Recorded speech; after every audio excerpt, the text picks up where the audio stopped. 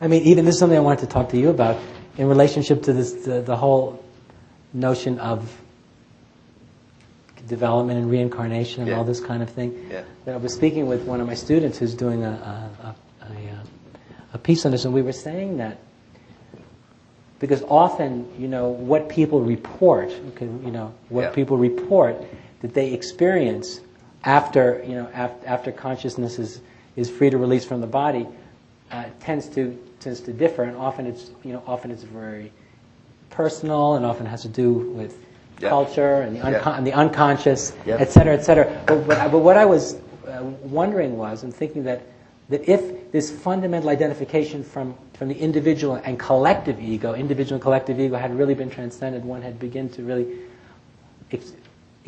surrender and give oneself to this creative thrust, this creative drive, at the deepest level, then I would imagine that when consciousness, released itself from the body, that one would most likely begin to see and feel that God urge as consciousness, free from and transcending these personal, and cultural and subconscious, demons and ghosts and endless amounts of time, and begin and experience that same kind of intensity, free from all this. Yeah. It's kind of. Yeah. Well, that's. And so few people ever report anything like that because very few people were. Well, they're all Shirley MacLaine. I mean, they all. Right. The Dalai Lama can't remember his past lives, but Shirley's in there building pyramids and shit. The traditions, there's kind of a fairly common understanding in the traditions, including the Catholic Church up to about the 4th century, and that is that basically the soul, if you want to call it that, is a repository of two fundamental capacities. One is your virtue, and one is your wisdom. And this is what transmigrates from life to life according to the general traditions. Virtue is the subtotal of the good deeds that you've done. Wisdom is always defined as capacity to understand emptiness. So, in a sense, this is absolute and relative truth. Your capacity to understand absolute truth is your capacity to understand Godhead, your capacity to understand Nirguna Brahma, the capacity to understand the transparency of this in every moment, just as it is as it's arising. And then virtue is your capacity within this arising to do good deeds. And so virtue is dualistic. You do good and avoid evil. And wisdom is non-dual. Wisdom sees the same identical suchness in good and evil. And so the theory generally is that it's this accumulation of wisdom and virtue that you carry from one life to another. You don't generally carry specific memories of when you were building the Eiffel Tower and that kind of thing. It's interesting that the only traditions that actually have theories of reincarnation are those that are in an agrarian base. So I find this very interesting, number one. Number two, the karma that's ascribed to individuals is a fundamental mistake, I think, was made in terms of how the traditions treat karma. And that is they really didn't understand the 4 quadrants very well. They weren't differentiated very well. So things that happened in the other 3 quadrants were ascribed to something that you did in your interior. So if you get sick, you did it. If something bad happens to you, you did it.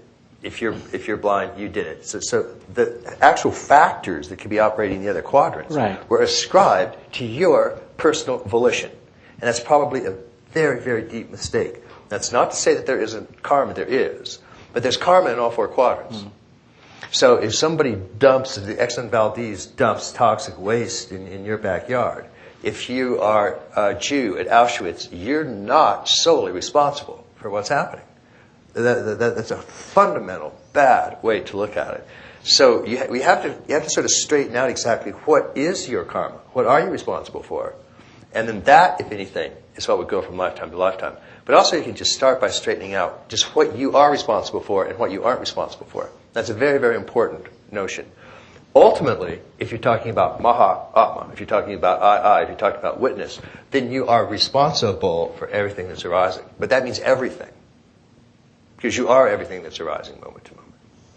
But your relative finite self is not. and you have to distinguish between which is which. Most people who first start getting into these things confuse these two, and they think that everything that happens to them is their own bad karma. And that's just a new age guilt trip that we really don't need. So these are things you sort of consider then in terms of how you come down on reincarnation. If sort of, people sort of have a sense about it one way or another.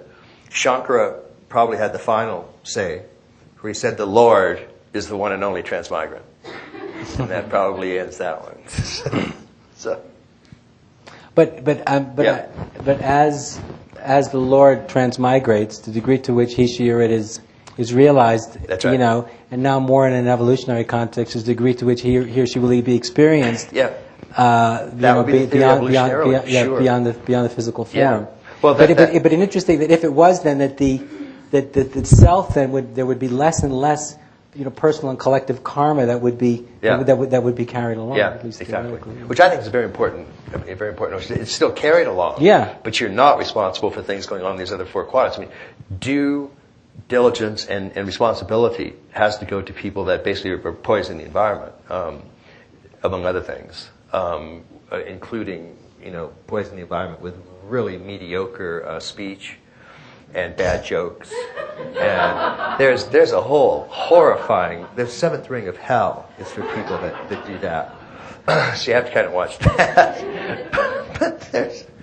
But kind of straightening up. You fundamentally know what you're responsible for. Way down deep. You pretty much know whether what's happening to you is something that you pretty much need to own up to.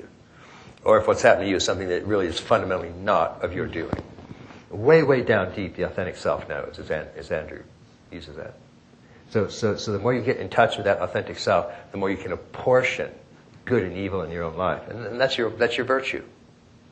And virtue, along with wisdom, the capacity to understand emptiness, those are the things that go with you.